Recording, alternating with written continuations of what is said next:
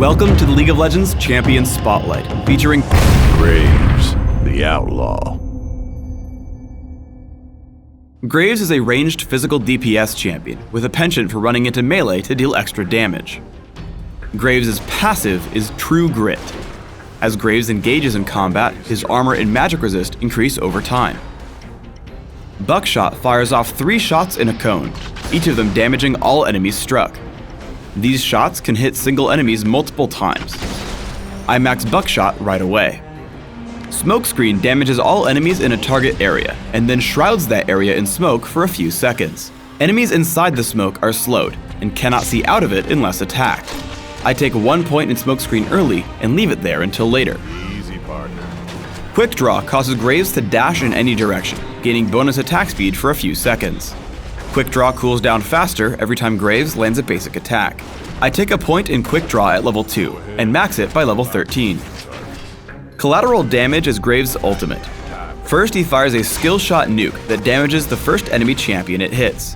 At the end of its range, or after hitting an enemy champion, it explodes into a cone of fire, damaging enemies it encounters. I take collateral damage at levels 6, 11, and 16. Graves can deal a ton of burst damage at early levels. Here I quick draw up to Sona, block out Kog'Maw with Smokescreen, and blast her with Buckshot. I retreat before Kog'Maw can counterattack, so I come out ahead. Graves' abilities also let him escape from sticky situations. I get ganked from behind by that trickster Twisted Fate. I quick draw up to him, tag him with Buckshot, and flash out. As I get chased, I land Smokescreen in front of my chasing enemies. As they follow, they're unable to hit me, and I make it out thanks to a heal from Soraka. Smokescreen can also completely bait your opponents. Here I get ganked by Udyr and have to run. I drop Smokescreen right as Warwick comes to gank, but since Udyr can't see out, we collapse on him right away. Udyr falls to our damage output and we push back in, forcing Sona and Kog'Maw to retreat. Graves' mobility lets him dive against turrets quite well. I walk directly up to Kog'Maw, land Buckshot, 1 basic attack, and then quick draw out of turret range. This lets Soraka kill him with Infuse as I juke away from a Cathian surprise. We get into a teamfight in Bottom River. I exhaust Sion to keep him away from Soraka. I push into melee range with Quick Draw and unload Buckshot to take him down pretty quickly. Once he falls, I switch over to a close target and start hitting Udyr. Unfortunately, I don't have a lot of mana, but when able, I cast Quick Draw for the increased attack speed, and take him down before pretty much melting through Kog'Maw and Twisted Fate. Throughout the fight, my health bar had been moving up and down, so thanks to the lifesteal from Bloodthirster, I was able to survive the whole fight. By getting a fairly early Frozen Mallet, I'm able to tank a bit of damage and then regain it with Bloodthirster. I play aggressively against the enemy team, causing them to turn and fight me. I flash out, fire collateral damage into the enemy team, and jump back in with Quick Draw. We kill Sona and completely push them off of the inhibitor, taking it down. Graves' area of effect abilities and high mobility also make him a great defender in Dominion. As my opponents try to capture the quarry, I lead in with collateral damage and Buckshot to clear them off the point, and charge in with Flash. As I push back Lee Sin, I lead Xerath with Smokescreen, and grab 2 kills before jumping on Garen with Quick Draw into Buckshot. Unfortunately, he makes it out, but it leaves me to capture the Boneyard. You'll also want to utilize your mobility in Dominion's team fights. While I start out fighting Xerath, I want to stay near minions so I can keep both Sanguine Blade and True Grit fully stacked.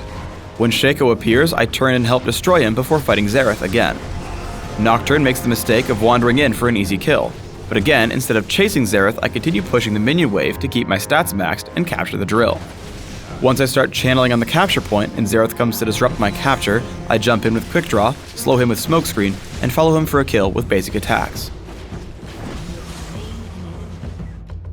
Buckshot gives Graves a lot of power in melee-heavy games as well. As Shaco deceives over the wall, I back up with Quick Draw, lay down a Smokescreen, and deal tons of damage with Buckshot. As he hallucinates, I prime collateral damage, certain to kill both him and his clone. Graves also has a special interaction with Nocturne. Tag him with Smokescreen and see what happens. I got you, darkness. For runes, I take armor penetration marks, flat armor seals, flat magic resist glyphs, and flat damage quintessences. This setup grants me early dominance and enough durability to withstand melee encounters. My masteries are 2109, taking standard physical damage masteries in offense and 1 point in neutral buff duration in utility.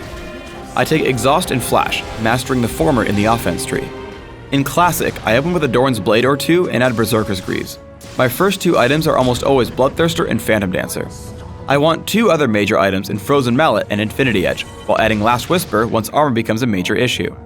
In Dominion, I use a very similar build, opening with a Prospector's Blade instead of Doran's Blades, and taking a Sanguine Blade instead of Bloodthirster.